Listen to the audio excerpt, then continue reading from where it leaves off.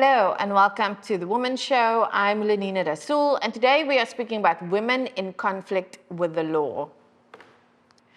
Now, what do you think it might feel like to be invisible?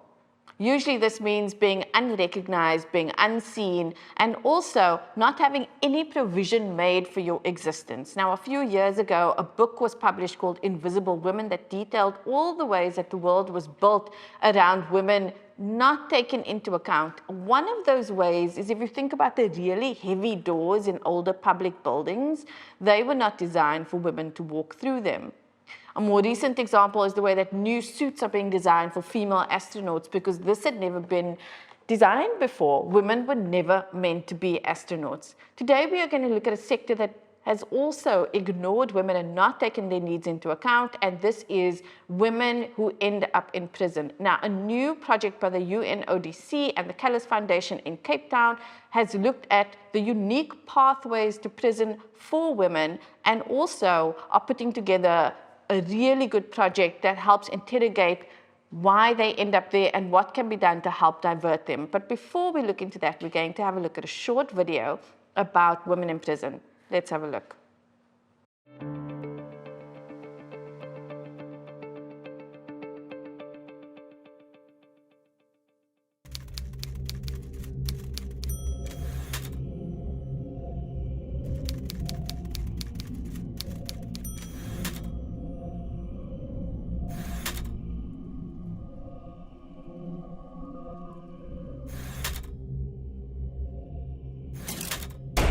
First comes the court's judgment, then society's judgment.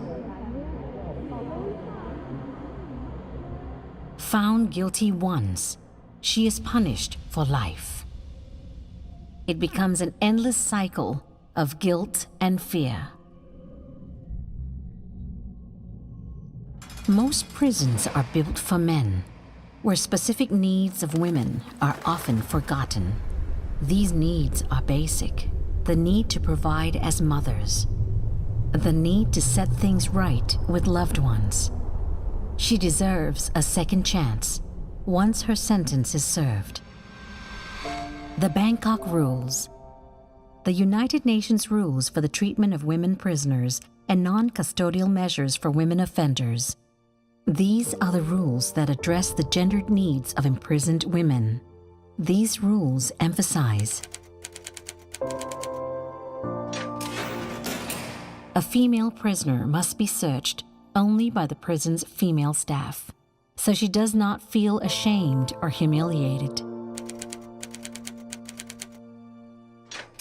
If she is pregnant, restraints must be removed so nothing interferes with childbirth.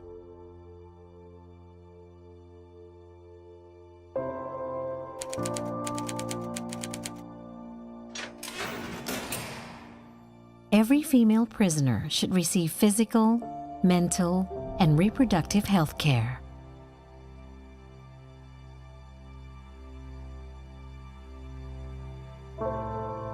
After enduring so much, all she needs is to be understood.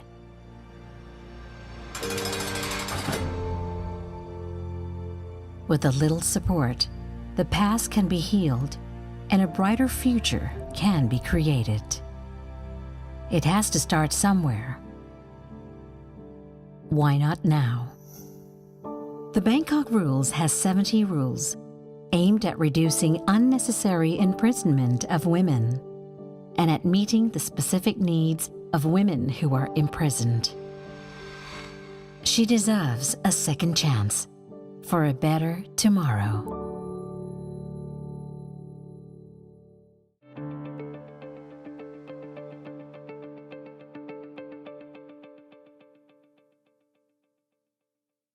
That was a short video on women in conflict with the law. We are going to take a short break, but we'll be back with more after this.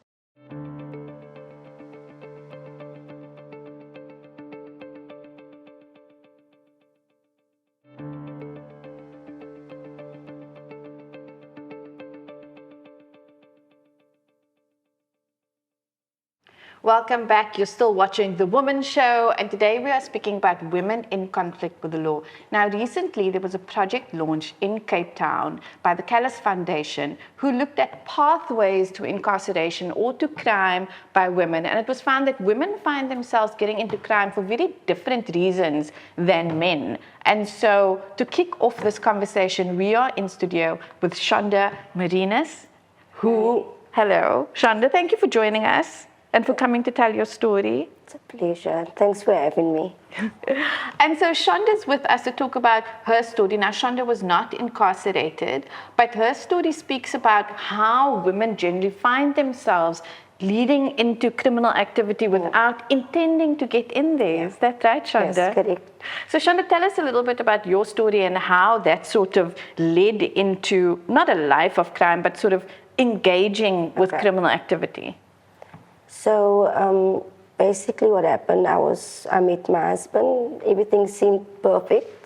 We have 3 beautiful children and everything seemed perfect. Oh, that's what I thought. Yeah. And eventually he lost his job. And at that time he was a user. He was doing drugs. But he was still supporting the family, and then he eventually lost his job. And he had to support his drug addiction, and that's when he decided to become a criminal. You know, and it really affected us as a family because he would put our lives in danger. It's really embarrassing, and all I wanted was a perfect family. Yeah. I just wanted a perfect family, and I would try to protect him in any way that I could, and not only him, but the family. Because I always wanted the family to be together. So I would do things to keep him out of prison, you know, and there were times that I would be dragged into crimes as well. Wow, that sounds so hectic. Yes. I want to ask you, before we sort of speak about that or the ways that you were sort of dragged into participating, it must have been very stressful for you to sort of have this partner or this husband who's now doing things that could threaten the family unit. Like, I mean, first thing I'm thinking of is like, he could go to jail. Yes. Right? So as a wife, how did that feel for you, knowing that he was doing these things that was sort of a danger for the family? Okay, it was really stressful for me. And, you know, it was also embarrassing. I couldn't understand why would he do this. And because I'm trying everything in my power to keep the family together. And I couldn't understand why, like, why don't you just listen, you know? And it was really embarrassing, and I felt alone. Like I'm doing this all on my own, you know, it was really odd.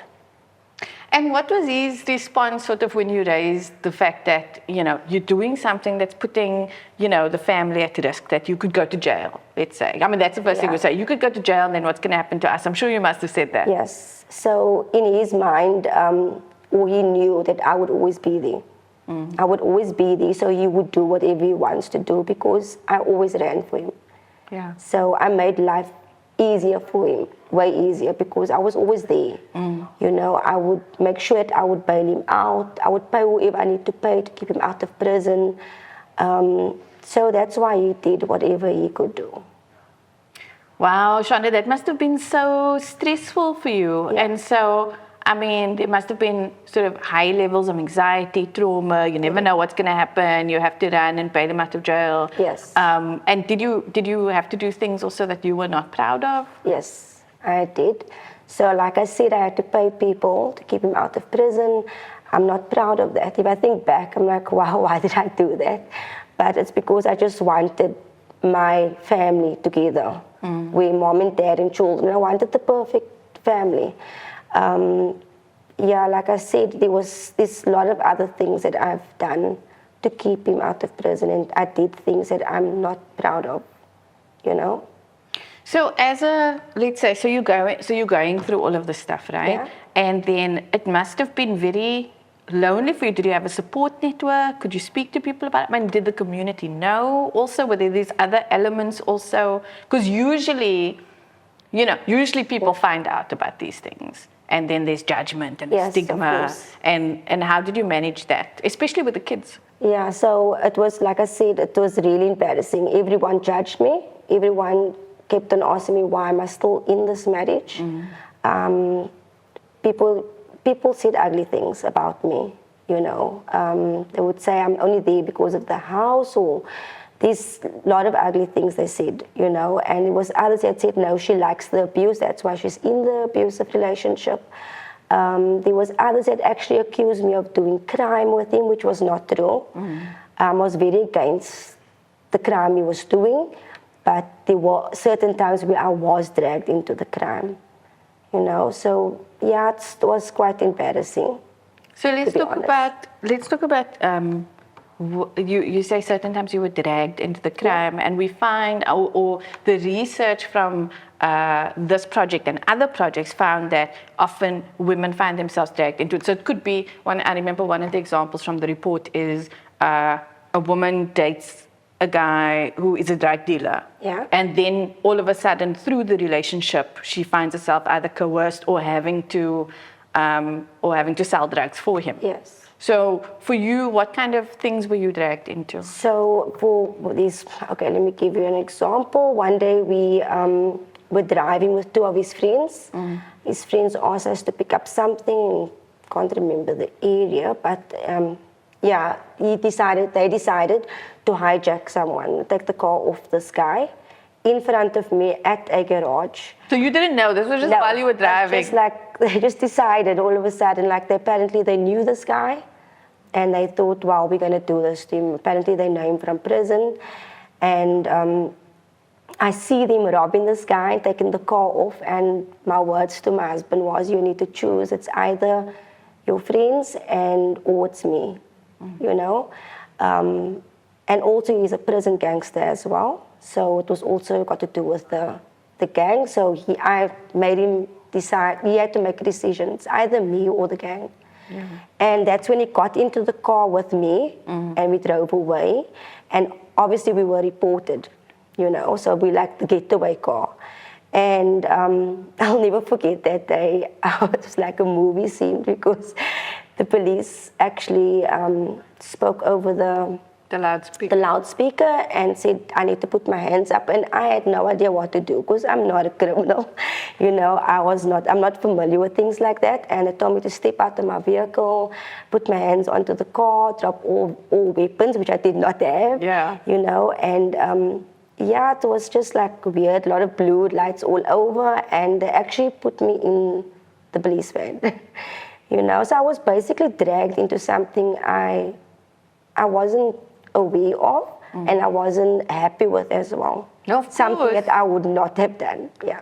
And how does one even process something like that? Yeah, so yeah, in the van I was speaking to him, and I'm like, I can't do this, you know, I'm not a criminal. And everything that was going through my mind is like, what am I going to do once I'm in the cell? What if I go to prison? What's going to happen to my children? You know, and luckily, thank God, no cases were made. Okay. Everything was, they sorted it out before it actually went to the cells. Okay. Yeah. Okay.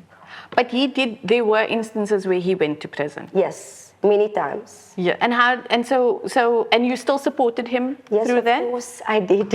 And so tell us about that. How was that for you also? Now, your husband spends time in prison, comes out, you guys are still together. Okay, it was to me, I missed him so much. Even though it was so weird, my abuse was so bad, even though he would be at home and he's hardly at home. But when he's in prison, I would miss him. But there was also part of me that felt he's safe now, because he's in prison. If it makes sense to you. And when you say safe, do you mean he can't be arrested again, or were you also afraid for his life? I was afraid for his life. Like, I would lose him because of he used to steal copper as well. So I was so scared he would shock himself to death. I was so scared that other gangsters would kill him, or he would owe merchants money, or I would be scared I'll actually lose him completely. So there was a part of me that was also happy he was in prison, because now he's safe. But the other part of me missed him dearly. I really missed him. Even though he was abusive, I actually missed him, that I would take my last and go to the prisons, support him, give him everything he needs.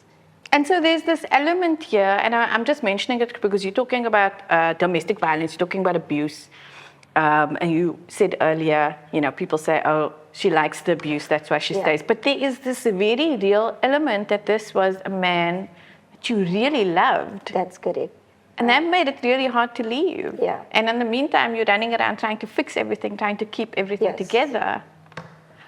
And so, and I have to ask also, so all of this is going on, he's, you're afraid for his life, he's engaged in illegal activity and gangsterism, he's being arrested, you being dragged into some of this stuff. I mean, you practically almost arrested. The kids? Yeah, my kids, if I look back now, I think all the damage I actually put, they were subjected to. Yeah, so I'm actually glad that I'm out of it now. And I thank God that they're actually fine. They're fine. But yeah, they went through a lot. Yeah. They really went through a lot. I put my children through a lot, Sometimes we blame the drug addict, but it's actually not the drug addict. It's also the partner that did not leave, But I do forgive myself. That is good, because I was going to say also we have to contextualize where the behavior is, and we're not going to get into hashtag why I did it, why I stayed, or why I didn't leave, because that's got its own sort of set of things. But you did eventually leave. Yes. Right? And so part of that was joining a support group as, that kicked off sort of this project. And tell us about, joining this support group and what that did for you and how it helped you. It took me many years, 17 years in this relationship. So it was really hard for me. It's like losing a part of you, even though it was bad for you. Can I ask you, so what was the point where you, because 17 years is long, right? And so you're doing this thing like for a long time. Yes. What was the kick-off point, I guess, for you to thinking something needs to be done now? Okay, so I reached a point where I was diagnosed with chronic anxiety because of everything I've gone through. And, I told myself, enough is enough. I really need help, or I'm going to lose it. And I finally met somebody that actually could help me. And I'll never forget when I found my husband with another woman. And I just broke down that day. I totally broke down, And a lady in the community actually contacted Caroline Peters. And she came out immediately. And that was something, like I felt like, wow, somebody really cares. She was like there, literally like 2 minutes, I promise you. And I'll never forget that day as well. I was at the community center, I was broken, I was crying, I was having panic attacks. And she came and she counseled me. And she told me that she's running a support group, but they full at the moment because at that time it was COVID. And she took my number and she stayed in contact with me, and somebody actually cancelled to come to the support group, and she contacted me and said there's a space available. And I personally made that decision that I'm going to be consistent at the support group. I'm going to do this. I'm going to put my all into it. I'm not going to waste Auntie Caroline's time. I'm not going to waste my time. I really want to get out now. No matter how hard it is, I'm going to do this. And that's when I joined the support group. And at the support group, you found other women with similar experiences to yours. Yes. How did that sort of validate or give you strength or help you? Yeah, so to me, the support group really helped me. I promise you that stood out for me because it really helped me, because I could relate, other women could relate to me and I could relate to them. So we would help each other. And they would answer my questions, and there was, for example, there were some women in our group that was also using drugs. So they could also they would actually make me understand how my partner is thinking, you know, but then they could also relate to me where I'm abused by my partner because their partners would abuse them. So we could relate in that way as well. And we basically just helped each other, you know, and I just decided at that point I'm going to put my everything into it, you know, because I really want help. I'm not going to waste anybody's time or my time. You know, I wasted enough time. I just wanted help. And I also did it for my boys as well. Because there was a time in my life, and at the support group I even spoke and I said, I feel like giving up. Like, I just want to give up and even give up my children. I got to that point. But the support group really supported me. And they helped me and they stood by me as well. And they became like my sisters. So that was really good for me. Can I ask a question? And it's just pivoting a little bit slightly here, because it's interesting for me that, you know, all of these things, really big things you put up with, which is like abuse, you know, violence, which is the criminal activity, which is like him in prison, coming out, you know, fearing for his life. And, you know, the breaking point was cheating. Was infidelity. And this for me is often very interesting because, and was there an element of, after all this time and after everything I've done, made this betrayal? Yes. So, you know, that was just, what did I do all of this for? Exactly, that's exactly how I felt. Like, I did all this for you, and this is my thank you, you know, and I asked him, why did you do this, you know? I still wanted to know why. And because I was really hurt, because I did everything for him. I gave everything for him. Everything was for him. He was basically like my God, you know. I did everything for him. And my breaking point, like I said, was when he cheated. I just really couldn't believe. He could do the crime and all those other things, but the cheating. And I knew he was cheating, but I just never caught him until I actually caught him. Yeah. So, Chander, you know, thank you so much for sharing with us. We only have like 2 minutes left, but I really want to ask you, I think that there are so many women out there who, like you, is going through these things, is finding themselves in a relationship, is finding themselves sort of, you know, trying to fix things, trying to sort of hold on by a thread, getting dragged into things they never thought they'd be into. And maybe just not knowing, you know, I'm thinking of two things you said. One, trying to hold on to this dream of a perfect family, not knowing where else to go, not having other support. Do you have words or messages for them? Yes. Anyone that's in any type of abuse at the moment, I just want them to reach out to any support group. For example, I went to Callas, or Callas Foundation reached out to me, and I'm so grateful. I'm really grateful that they reached out to me, and I'm also happy that they could actually assist me, you know. So my message to other women that's in similar situations to please reach out to get into a support group and get as much support as you can, you know, and especially have those motherly figures as well. Yes. So I also get that from Callas Foundation. They also supported me, every lady there, they really supported me. And yes, that is what actually helped me. The support group is very important, you know, just to let everything out and to relate to other women as well. Yeah. Thank you, Chander. I just, you know, thank you. You were so brave in coming to share your story, and I appreciate it, and I know that the viewers out there appreciate it as well. Thank you so much for having me here. Thank you. We are going to take a short break, but we'll be back with more after this.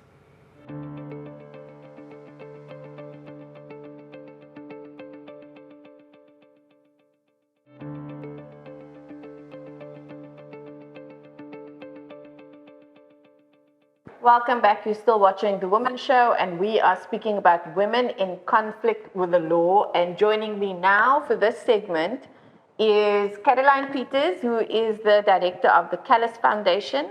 and he's running a project with the United Nations on the Office of Drugs and Crime. And Phelisa Mashiyi, who is a social worker that works for the Callas Foundation, has been working on this project. Welcome, and thank you for joining us. Thank you for having us. Yes, good morning. So, Caroline and Phelisa, I wanted to start with us looking at the project that you are doing. So, Women in Conflict with the Law, as we've heard, is a very small population, but one of the fastest growing. And what was the motivation behind this project, and what do you guys do?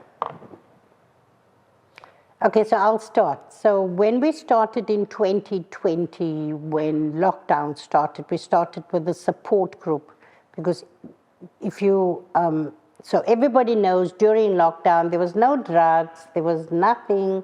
Women started, and we started our community kitchen, and then from the kitchen queue, we would find the women coming to the queue, many, and because I have a gender lens, I think I almost noticed the suffering of the women in that queue. So remember, we started the support group in the yard where the kitchen was. So it would be women who have a history of gender-based violence, women who have a history of substance misuse, and a few of them also had pending cases or matters or were in conflict with the law. And so that is where it started for us. And then we were then asked by the lady from, oh goodness, Marie Claire from out, a professor from the University of Liverpool, approached Women's Legal Centre, who asked them who in South Africa works with women in conflict with the law. And remember the time it was lockdown, not many organizations were running, and Women's Legal Centre then referred them to us that had the support group at the moment. We use that group as a study group, a reference group to the work that Marie Claire van Hout was then doing for UNODC.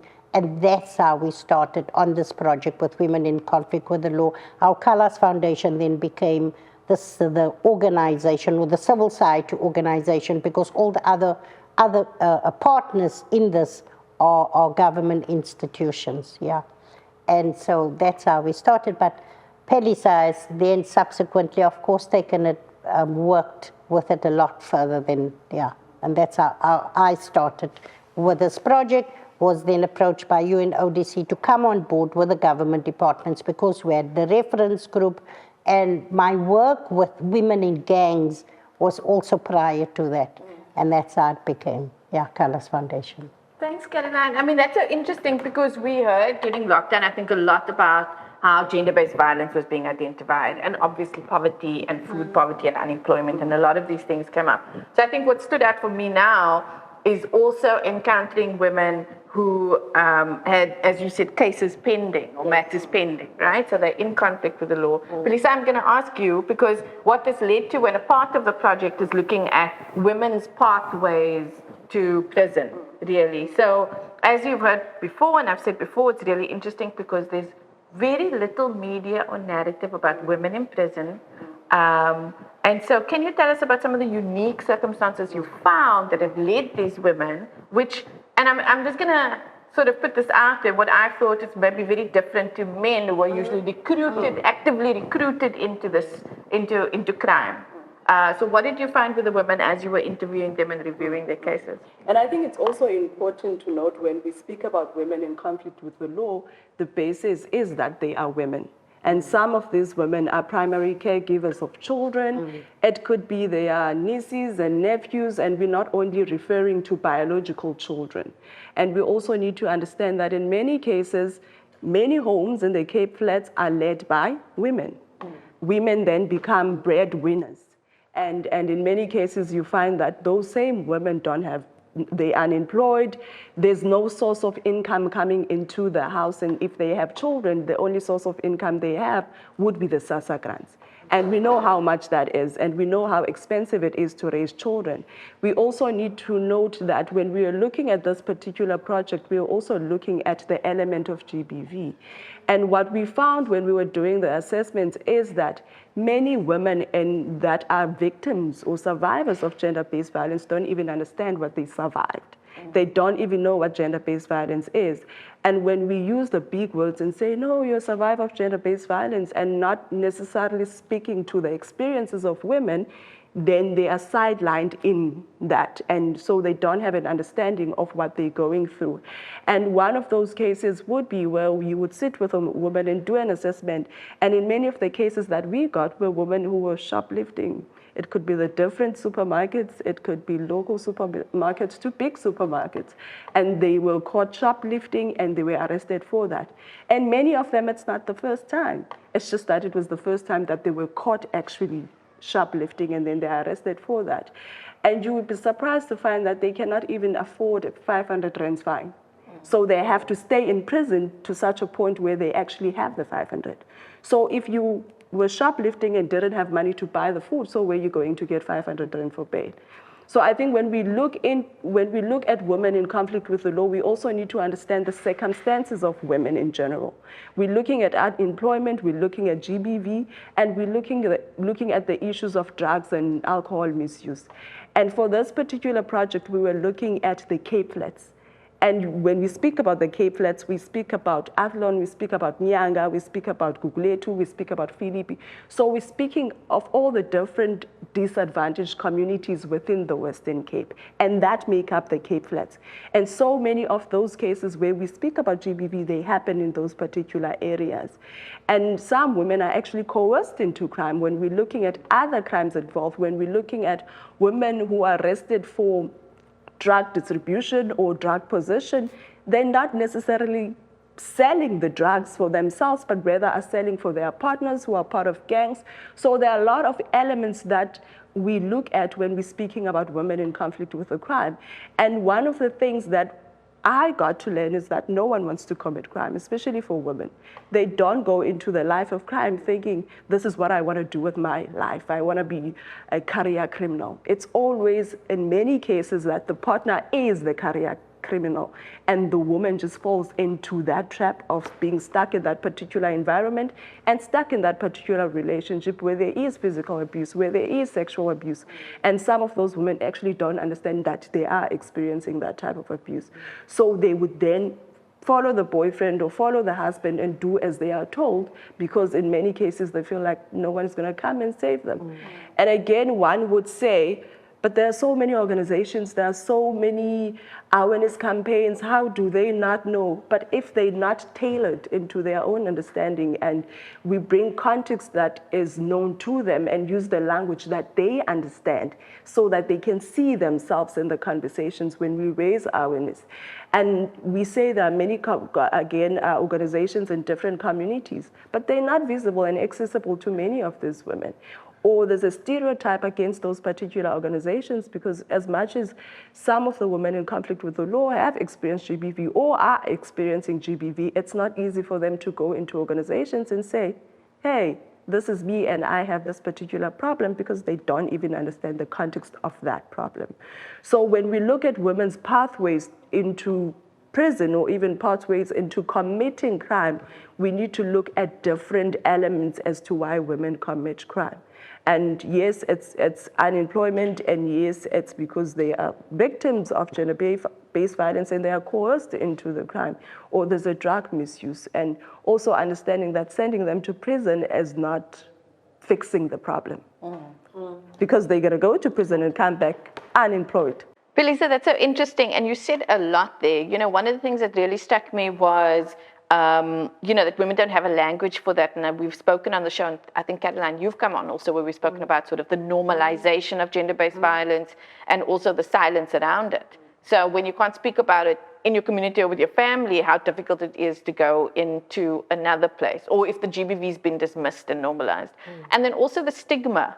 So the stigma attached to being a victim, the stigma attached to also just being in conflict with the law. I wanted to ask you, in terms of when we're looking at alternative pathways to prison, right? So I think people, and I will count myself as one of them, think of crime as in, a crime has been committed and this person must pay for it, right? And so what Callas Foundation with the UNODC is proposing, when we speak about alternatives to prison, what do we speak about? Is it and this might be an American term, house arrest, or, what are we talking about? So there are a lot of diversion programs in South Africa, but when we speak of diversion programs, we normally relate them to youth at risk. So those would be prominent in cases where children are involved. But now we also need to look at diversion programs where we're looking at being gender responsive. We're looking at gender responsive approaches to crime. So when we speak about women in crime, we cannot use the same tactics that we use or the same approaches that we use when we're speaking about men in crime. And I remember in one of the sessions that or stakeholder engagements that we've had is that, like you said, there isn't much research done about women in prison because the term prison is a male-dominated, I don't want to say field, but it's a male-dominated institution.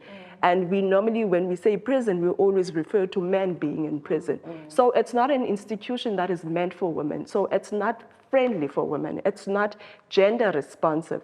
So when we're looking at alternative approaches for women or non-custodial measures for women, yes, we are talking about house arrest. That also exists in South Africa. We are talking about community service, but also looking at the rehabilitation part of it. Because when we look at the correctional services system, it's supposed to be correctional. But in many cases, women go to prison and come back and commit the same crimes. So there's no rehabilitation because it's not fixing the core problem as to why the woman committed the crime. So that's what I wanted to ask. You said earlier, so she comes out, she's still unemployed, she still has no resources. And I think what, when I was reading through the literature, it's proposing a more holistic approach to it. So adding on services that they need to help solve not the crime, not looking at the crime only, but looking at what does this person need to get them out of a space where they feel forced or coerced into committing a crime. Is that correct? Yes. And what does that look like? Yes. So we're looking at different services that are within the reach of different communities. If you're looking at the Athlone area in general, there are a lot of stakeholders that we've accessed now and had conversations with to try to ascertain what they do and what they can do for these women. So for example, if we're looking at a woman that was shoplifting at a supermarket and then is arrested for that, and let's say they get a fine for 500 that they can't afford, and the reason why they committed the crime is because they're unemployed. Can I just ask a question? I just want to clarify. So you, one of the things that can, sometimes we hear they say you get a fine or a sentence. Yes. Let's say example, 6 months, right?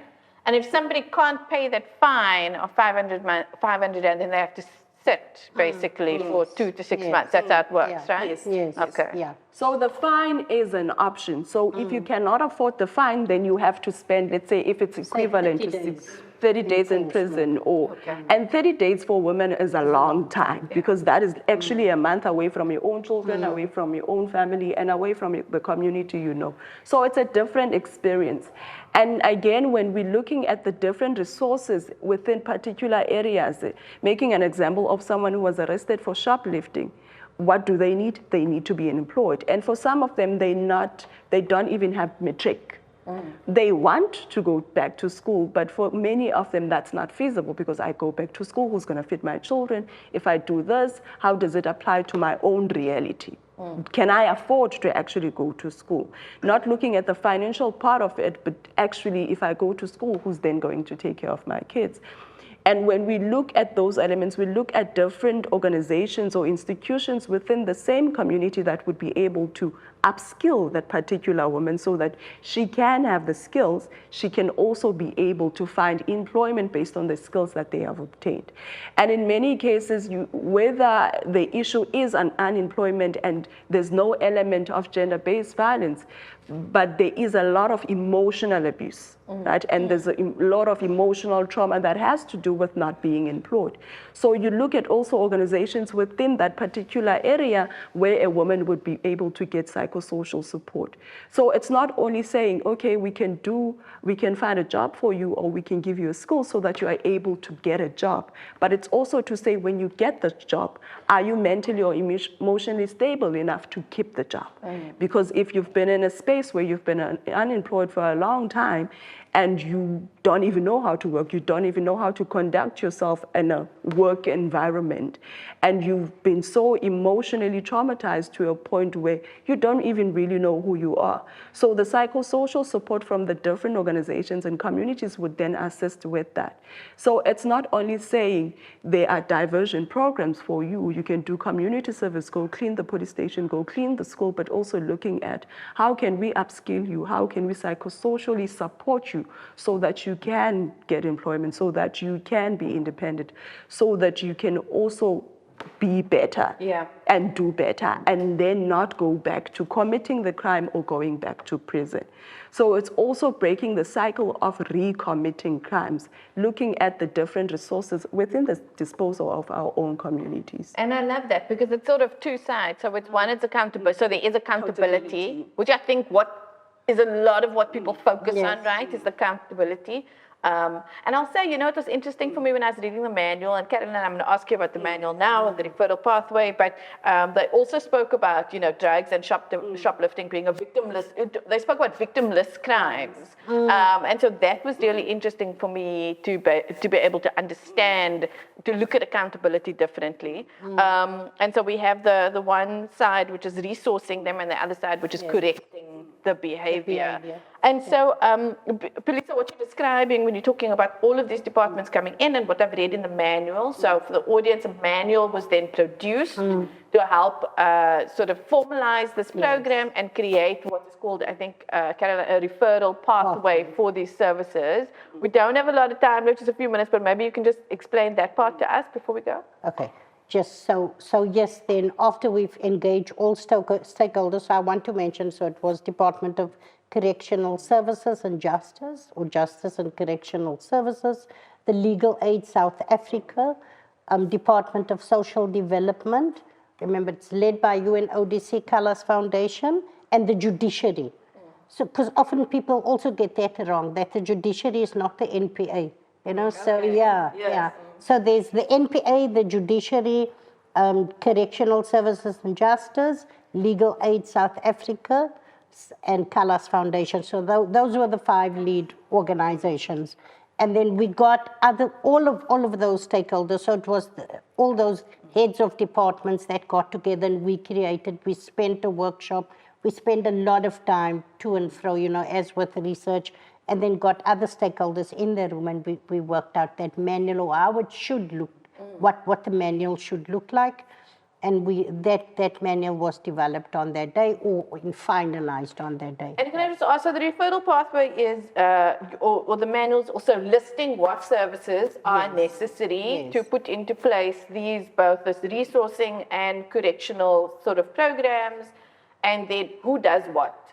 Yes. So it lays out a plan for when we encounter women in conflict with the law,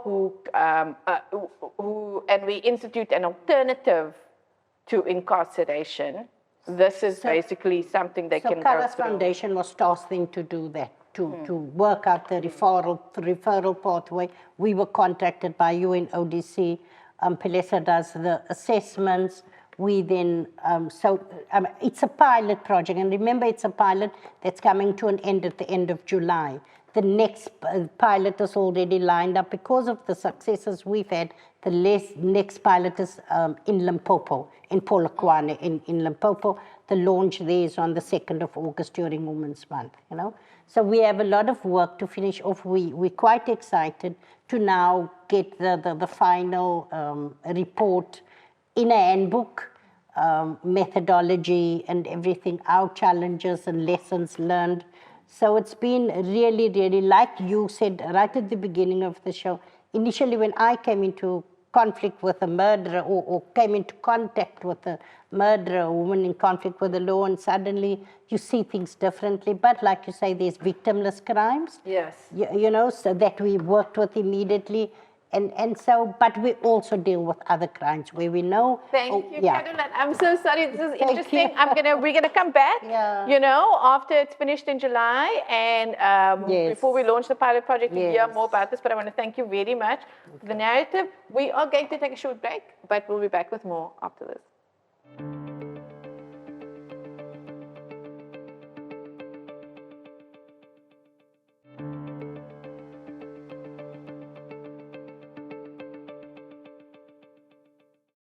Welcome back. You're still watching The Womxn Show, and we have been speaking about women in conflict with the law. Now, we are almost at the end of our show, and we've had a great conversation. But before we go, we are going to look at some footage from the launch of this amazing project and just bring some of that narrative into the show. Let's have a look.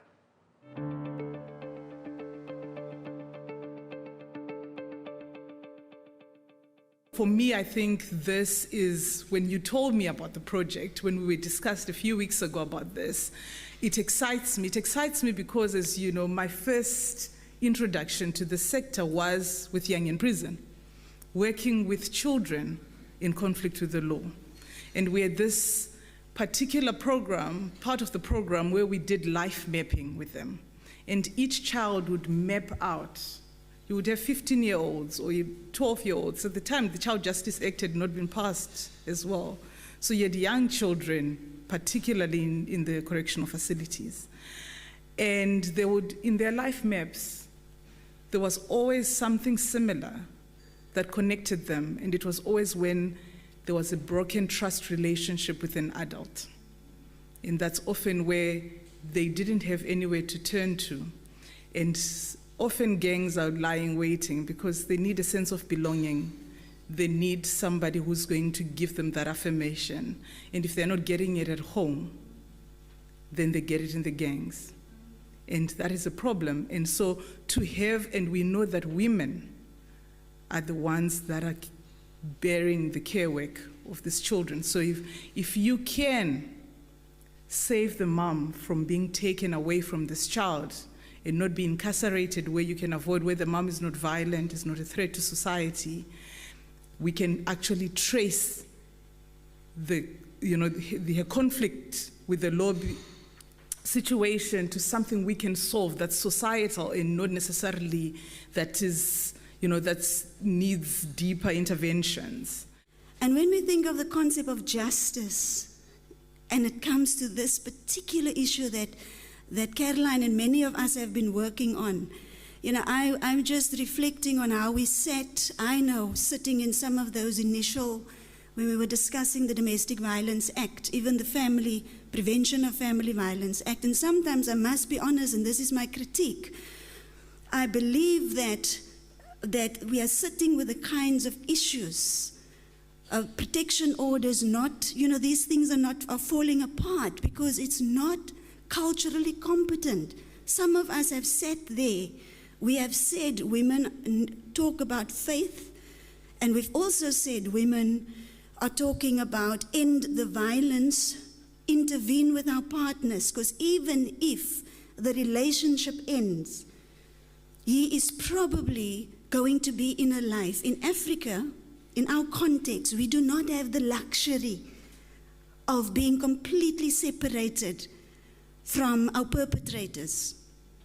Whether our relationship has ended or whatever the situation is, some of our perpetrators are preaching to us. You would know that. Some of us, are sleeping with our perpetrators. And so when you speak about the personal, I've always said, I don't do this work for other women.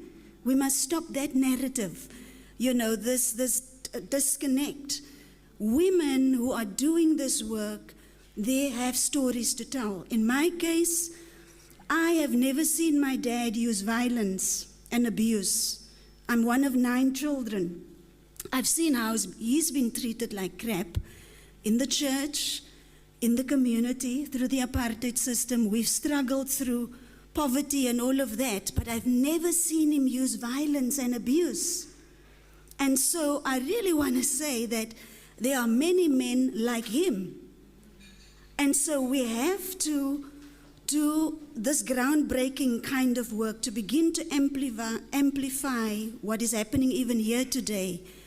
Colored women on the Cape Flats that has navigated all sorts of oppression, multiple on all sorts of levels, that we must change this narrative.